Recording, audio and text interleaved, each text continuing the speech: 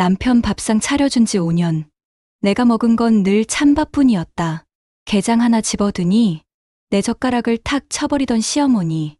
그리고 내 앞에 던져진 건 남편이 씹다 뱉은 게 껍질이었다. 이 억울한 이야기가 어떻게 끝날까요? 더 많은 막장 드라마, 이야기를 놓치지 않으려면 구독과 좋아요 꼭 부탁드려요. 35살 수진이 결혼한 지 벌써 3년이 흘렀다. 사랑하는 사람과 함께 꾸린 새로운 가정이라는 희망으로 시작한 결혼이었지만 현실은 생각보다 냉혹했다. 특히 시어머니와의 관계는 날이 갈수록 어려워졌다. 처음에는 서로 어색함 때문이라고 생각했다. 시간이 지나면 자연스럽게 가까워질 것이라 믿었다.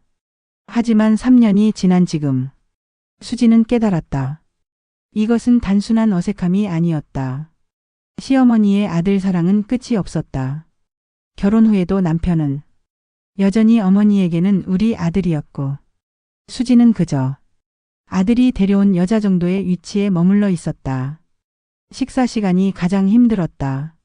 시댁에 가면 항상 느끼는 것이지만 수지는 그 집에서 손님도 가족도 아닌 애매한 존재였다. 맛있는 반찬들은 늘 시어머니와 남편 쪽으로 밀려 있었고 수진이 손을 뻗으려 하면 미묘한 눈치를 받았다. 아, 수진아. 그거 짜니까 너는 이거 먹어. 시어머니는 항상 이런 식으로 말했다. 겉으로는 며느리를 생각해서 하는 말처럼 들렸지만 수지는 알 수 있었다. 좋은 반찬은 아들을 위한 것이고 자신에게는 남은 것 혹은 별로 맛없는 것만 허용된다는 것을 처음에는 참았다. 새 며느리니까 조심스러우신 게 당연하다고 생각했다. 하지만 시간이 지나면서 그것이 배려가 아니라는 것을 깨달았다. 어느 날은 시댁에 갔는데 시어머니가 남편이 어릴 때 좋아했던 반찬들로 상을 가득 차렸다. 수진이 좋아하는 음식은 하나도 없었다. 그것도 그럴 것이 시어머니는 수진이 뭘 좋아하는지 관심조차 없었다. 우리 아들이 이거 참 좋아했는데. 시어머니는 남편에게 계속 반찬을 올려주었다. 어릴 때부터 이것만 해주면 그렇게 좋아했어. 수지는 그 모습을 보며 자신이 이 가족에서 얼마나 소외된 존재인지 느꼈다. 남편과 시어머니는 추억을 공유하며 즐거워했지만 수지는 그저 구경꾼일 뿐이었다. 더 힘든 것은 남편의 태도였다. 집에서는 수진을 아끼는 남편이었지만 시댁에 가면 완전히 다른 사람이 되었다. 어머니 앞에서는 여전히 어린아이 같았고 아내인 수진보다는 어머니의 눈치를 먼저 봤다. 여보, 어머니가 나한테 수진이 조심스럽게 말을 꺼내면 남편은 항상 같은 대답을 했다. 어머니가 원래 그러시는 거야. 나쁜 뜻이 아니라고. 조금만 참아줘. 참아달라. 이해해달라. 남편의 입에서 나오는 말은 항상 이것뿐이었다. 정작 어머니에게는 한 번도 수진이도 우리 가족이니까 잘해달라는 말을 하지 못했다. 수진은 점점 지쳐갔다. 시댁에 가는 것이 두려워졌고 명절이 다가오면 며칠 전부터 속이 뒤틀렸다. 그래도 며느리니까 가족이니까 하며 버텨왔지만 한계가 있었다. 특히 식사 자리에서의 차별 대우는 날이 갈수록 노골적이어졌다. 시어머니는 아들에게는 많이 먹어라 라며 계속 반찬을 권했지만 수진에게는 적당히 먹어라. 라는 식의 견제만 있었다. 어느 날 수진이 시어머니가 해주신 음식을 맛있게 먹고 있으니 너무 많이 먹으면 안 돼. 체하면 어쩌려고. 라는 말까지 들었다. 하지만 바로 옆에서 남편이 같은 음식을 더 많이 먹을 때는 아무 말도 하지 않았다. 수지는 깨달았다. 자신은 이 집에서 진정한 가족이 아니라는 것을. 그저 아들이 데려온 이방인이고 언제까지나 주변인으로 남을 것이라는 것을. 그래도 희망을 놓지 않으려 했다. 시간이 지나면 정성을 보이면 언젠가는 진짜 가족으로 받아들여질 것이라고 믿고 싶었다. 하지만 그런 희망마저 완전히 꺾어버린 사건이 일어났다. 바로 그 게장 사건이었다. 화요일 저녁. 퇴근길에 받은 전화였다. 시어머니의 목소리가 평소보다 밝게 들렸다. 수진아, 오늘 시장에서 게장을 샀는데 정말 싱싱해 보여. 게장 좋아하지? 어서 와서 같이 먹자. 수지는 잠시 망설였다. 화요일 저녁이면 집에서 편안히 쉬고 싶었지만 시어머니가 먼저 부르는 일이 드물었기에 거절하기 어려웠다. 게다가 게장은 수진이 정말 좋아하는 음식이었다. 네, 알겠어요. 어머님 곧 갈게요. 남편에게 연락하니 회식이 있어서 늦는다고 했다. 수지는 혼자 시댁으로 향했다. 오랜만에 시어머니와 둘이서 오순도순 게장을 먹으며 대화할 수 있을 것 같아 기분이 좋았다. 어쩌면 이것이 관계 개선에 계기가 될 수도 있을 것 같았다. 시댁 문을 열고 들어가니 정말 게장 냄새가 집안 가득했다. 간간하면서도 고소한 냄새가 입맛을 돋궈주었다. 어서 와, 수진아. 정말 좋은 게장이야. 시어머니는 부엌에서 게장을 그릇에 담고 있었다. 크고 살이 꽉 찬 간장게들이 윤기가 자르르 흘렀다. 보기만 해도 군침이 돌았다. 와, 정말 좋아 보이네요. 그치? 시장에서 아주머니가 오늘 들어온 거라고 하더라고. 너 게장 좋아한다고 해서 생각났어. 수지는 마음이 따뜻해졌다. 시어머니가 자신을 생각해서 게장을 사셨다니. 이런 작은 배려들이 쌓여서 가족이 되어가는 것이 아닐까. 고맙습니다, 어머님. 뭘 가족인데 어서 앉아. 하지만 식탁에 앉은 수진이 본 것은 예상과 다른 모습이었다. 게장이 담긴 큰 그릇은 시어머니 앞쪽에 있었고 수진 앞에는 찬밥과 어제 끓였던 것 같은 미지근한 된장국이 놓여 있었다. 어머님, 게장은? 아, 게장. 잠깐만. 아들이 오면 같이 먹어야지. 수지는 당황했다. 남편이 회식 때문에 늦는다고 말씀드렸는데 어머님, 준수 씨는 회식 때문에 늦는다고 했는데요. 그래도 기다려야지. 우리 아들이 게장을 얼마나 좋아하는데. 결국 수지는 찬밥과 된장국만으로 저녁을 때워야 했다. 게장은 남편이 올 때까지 기다린다는 것이었다. 시어머니도 게장은 건드리지 않고 다른 반찬들만 드셨다. 너도 많이 먹어라, 수진아. 하지만 게장 말고는 별다른 반찬이 없었다. 김치와 시금치 나물, 그리고 멸치볶음 정도가 전부였다. 게장이 메인 반찬이었던 것이다. 시간이 흘러 밤 9시가 넘어서야 남편이 들어왔다. 술 냄새를 풍기며 들어온 남편을 보자 시어머니의 표정이 밝아졌다. 어머, 우리 아들 왔네. 얼마나 기다렸는지 몰라. 어서 앉아, 게장 해줄게. 그제서야 게장이 식탁 중앙으로 옮겨졌다.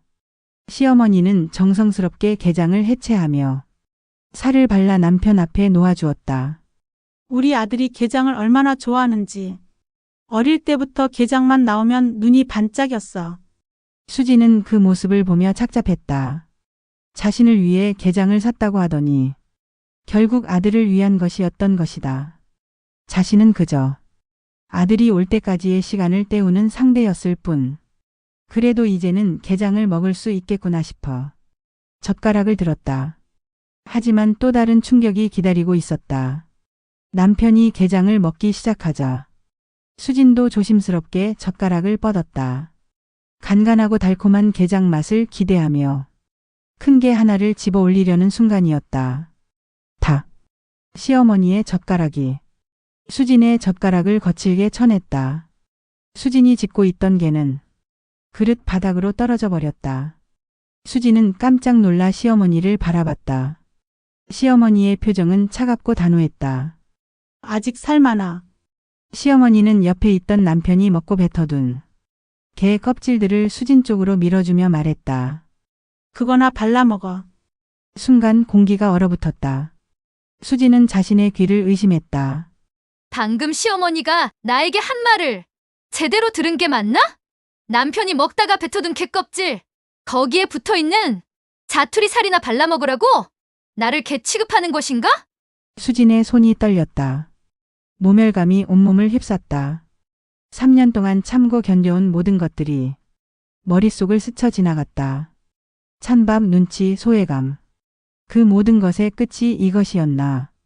남편은 술에 취해서인지 아니면 어머니의 말이 충격적이어서인지 아무 말도 하지 못했다.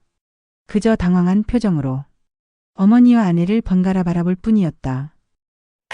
어머님, 수진이 떨리는 목소리로 말을 시작했지만 시어머니는 아무렇지 않다는 듯 계속해서 아들에게 게살을 발라주고 있었다. 우리 아들 많이 먹어. 어릴 때부터 게장을 얼마나 좋아했는데. 마치 방금 며느리에게 한 모욕적인 말은 아무것도 아니라는 듯이 수지는 깨달았다. 이것이 시어머니의 진짜 모습이라는 것을. 지금까지의 모든 차별 대우가 실수나 무심함이 아니라 의도적인 것이었다는 것을. 자신은 이 집에서 사람 취급을 받지 못하고 있었다. 아니, 사람보다도 못한 취급을 받고 있었다. 개에게도 좋은 사료를 주는데 자신에게는 남이 먹다 버린 찌꺼기를 주고 있었다. 준수야, 이거 먹어봐. 정말 맛있어. 시어머니는 아들에게 가장 살이 많은 게다리를 발라서 건네주었다. 마치 수진이 그 자리에 없는 것처럼. 수진의 가슴이 뜨거워졌다. 분노와 수치심이 뒤엉켜 숨이 막혔다. 더 이상 참을 수 없었다. 이 순간을 위해 3년을 참아온 것인가? 사랑하는 사람의 가족이 되기 위해 이 모든 굴욕을 감수해온 것인가? 수지는 천천히 자리에서 일어났다. 시어머니와 남편의 시선이 자신에게 집중되는 것을 느꼈지만 더 이상 신경 쓰지 않았다. 이제 끝이었다. 수지는 조용히 자리에서 일어났다. 떨리는 손으로 자신의 밥그릇을 들어 싱크대로 향했다. 찬밥과 미지근한 된장국이 하수구로 쏟아져 내려갔다. 콸콸 흘러내리는 물소리가 고요한 부엌에 울렸다. 시어머니와 남편이 수진의 행동을 당황스럽게 지켜보고 있었다. 수진은 천천히 몸을 돌려 시어머니를 마주봤다. 3년 동안 참아왔던 모든 감정이 폭발하려고 했다. 나도 귀하게 자란 딸이에요. 수진의 목소리가 부엌 전체를 울렸다.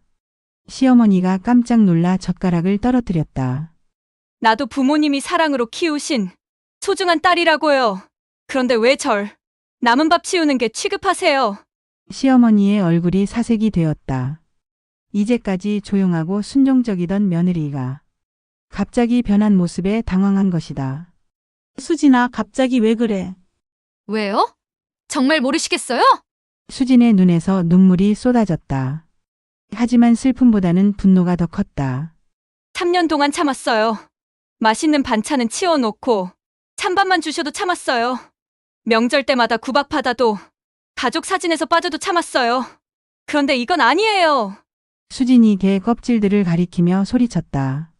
사람이 먹다 버린 찌꺼기를 주면서 그거나 발라먹으라고요? 절 뭘로 보시는 거예요?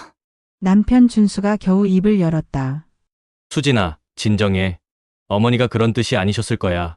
그런 뜻이 아니라고? 수진이 남편을 매섭게 쳐다봤다. 그럼 무슨 뜻인데? 당신도 봤잖아. 어머니가 내 젓가락을 치시면서 하신 말. 준수는 아무 말도 할 수 없었다. 어머니를 감싸고 싶지만 아내의 말도 틀리지 않았기 때문이다. 시어머니가 떨리는 목소리로 말했다. 며느라기. 내가 그런 뜻으로 한 말이 아니야. 그냥. 그냥 뭐요? 그냥 며느리니까 이 정도는 당연하다고 생각하신 거예요? 수진의 목소리가 점점 커졌다. 저도 같은 사람이에요. 같은 인간이라고요. 근데 왜 전 항상 남은 것만 먹어야 하고 눈치만 봐야 해요? 왜 전 이 집에서 투명인간 취급받아야 해요? 집안이 아수라장이 되었다.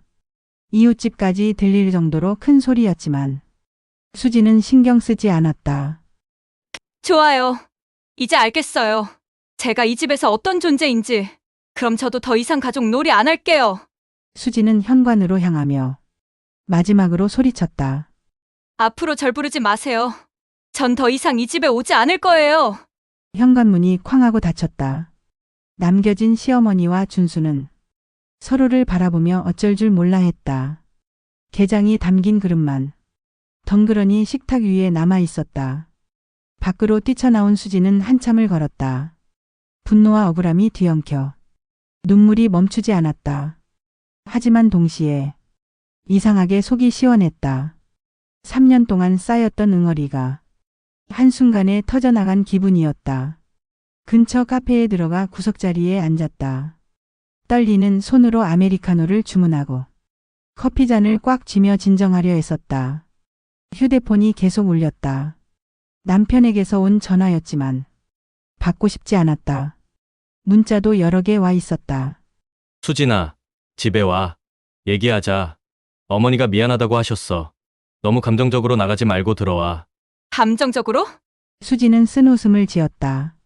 3년 동안 참고 견뎌온 것이 감정적이란 말인가? 그날 밤 집으로 돌아온 수지는 확신했다. 더 이상은 안 된다고. 그 일을 계기로 수지는 시댁의 발길을 뚝 끊었다.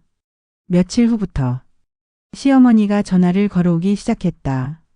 처음에는 자존심 때문인지 딱딱한 목소리였다. 며느리가 그렇게 나갈 일이야. 집안이 시끄러워졌잖아. 하지만 수진이 계속 시댁에 가지 않고 남편마저 어정쩡한 태도를 보이자 시어머니의 목소리가 바뀌기 시작했다. 수진아, 엄마가 잘못했어. 그날 내가 너무했나 보다. 한 주가 지나자 시어머니는 거의 매일 전화를 걸어왔다. 목소리에는 울먹임까지 섞여 있었다. 며느라기 진심으로 미안하다.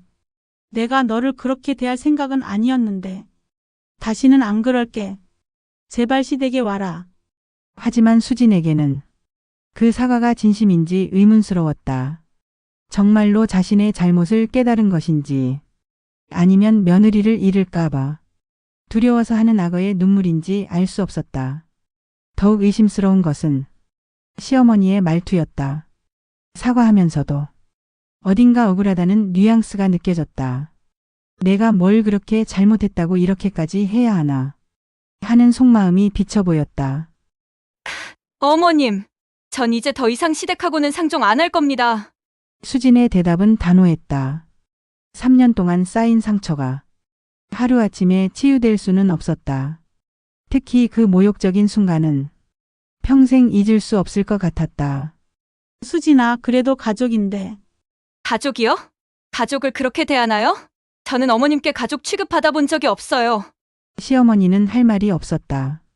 며느리의 말이 틀리지 않았기 때문이다. 남편 준수도 처음에는 어머니 편을 들려고 했다. 수진아, 어머니도 나이가 있으시고 예전 분이라 그런 거야. 이해해 줄 수는 없을까? 하지만 수진이 그날 시어머니가 정확히 어떤 말을 했는지 자세히 설명하자 준수도 할 말을 잃었다. 아무리 어머니를 감싸고 싶어도 아내에게 한 행동은 변명의 여지가 없었다. 그럼 어떻게 하면 될까? 당신이 어머님께 확실히 말씀드려. 앞으로는 절대 나를 그런 식으로 대하시면 안 된다고. 그리고 진심으로 사과하셔야 해. 하지만 시간이 지날수록 수진의 마음은 굳어만 갔다. 사과를 받는다고 해서 상처가 치유되는 것은 아니었다. 더구나 시어머니의 사과에서 진정성을 느낄 수 없었다. 한 달이 지났을 때 드디어 남편이 수진의 편에 섰다. 수진아, 내가 오라. 어머니가 너무하셨어. 준수는 아내의 손을 꼭 잡았다. 앞으로는 시댁 가지 마. 내가 혼자 갈게. 우리 둘만의 가정을 지키자. 수진은 남편의 지지를 받으며 더욱 확신했다. 자신의 선택이 옳다는 것을.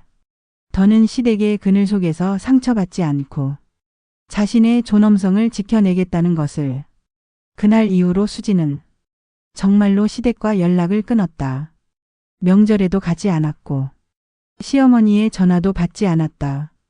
처음에는 친척들이 수근거리는 소리도 있었지만 수진은 개의치 않았다. 자신의 인생에서 가장 중요한 것은 자존감이었다.